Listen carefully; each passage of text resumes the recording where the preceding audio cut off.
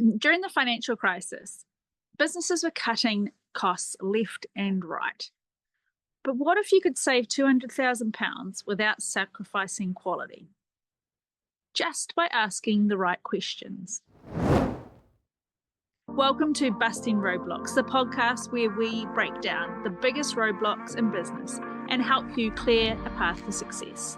I'm Janet Charteris, your host and founder of JC Consultancy, where we help businesses remove barriers and unlock their full potential. So we're in the UK now. It's the GFC. So this is 2008. And as most of you will know, businesses were really looking for savings. This business was particularly interesting. It had 99% household penetration, and that basically means that 99% of UK households would have had at least one of the products from this business in their pantry or freezer or fridge. They were really interesting in that they had grown to be so large broadly by acquiring a whole lot of other companies. So they were in a lot of financial debt. When I came on board, the share price had dropped from £2.36 to 23p overnight. I believe the government even stepped in to help renegotiate the loans because it was linked to so many big banks at that time.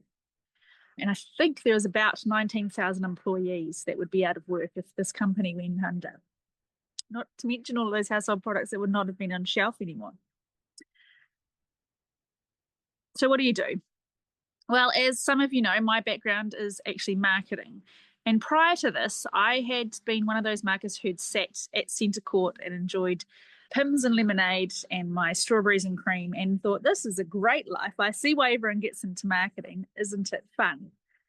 This role and this company ruined that for me. I became an incredibly financial marketer after the GFC and have since really enjoyed the new take. However, when we looked at how can we make cost savings, we didn't want to ruin the brand because as we know with any economic cycle, they come and they go. So how can we save costs while protecting the brand? So instead of crunching numbers, I went to the source. So I drove up weekly up to the factory to try and figure out if there was some obvious wastage that I was missing. Now, we did find some projects. We found things like the label that the previous marketers had put on slipped on the line, so caused a lot of downtime. We fixed that. There was a couple of kinks, literally in a pipe, that caused overflow and wastage, so we fixed that. But the big one, the big £200,000 saving straight to bottom line, was by sitting around developing relationships and asking really stupid questions. So as part of the acquisitions of all these companies to buy all these brands and get all of these products as part of the new bigger company's portfolio, we moved products from some factories to new factories. And we quite simply moved the recipes. And you might go, well, that makes sense. Of course, you move the recipes. One factory is fairly similar to the other. It's a cannery in this case, another cannery, happy days. Absolutely right, except we'd gone from quite an old factory that had some weigh heads. So these are the bits that weigh the vegetables before they go into the can, or the seeds before they go into the can. And they were old, had a lot of error in them. If you know anything about packaging, when you declare a weight, that is the minimum weight that has to be in there. So you're always slightly overfill. But we'd moved to a new factory with really precise weigh heads. And we were overfilling by 5 grams per can. And you might go, that's nothing. It was something.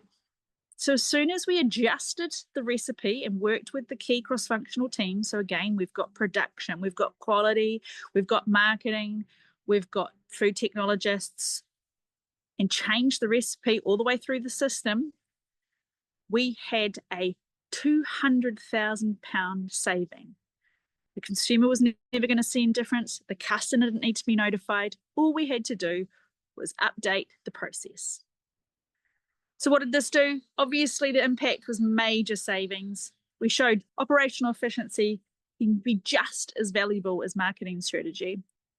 For my personal reputation, it took me from being this really soft skilled marketers, so the soft rah-rah marketer, into a financially aware marketer who could deliver results. What's the key takeaway? Well, commercial awareness isn't just about spreadsheets. It's about getting your hands dirty, asking the right questions, and finding hidden efficiencies. So the roadblock doesn't have to be destroying a brand. Sometimes you just have to think about the issue differently and ask the stupid questions. Thanks for tuning in to Busting Roadblocks. I'm Janet Charteris, and I can't wait to help you tackle roadblocks one episode at a time. If you find this podcast valuable, make sure you subscribe and share it with your network. And if you have a business challenge you'd like me to cover, reach out on LinkedIn or at jcconsultancy.co. I'd love to hear your thoughts. What roadblocks are you facing right now?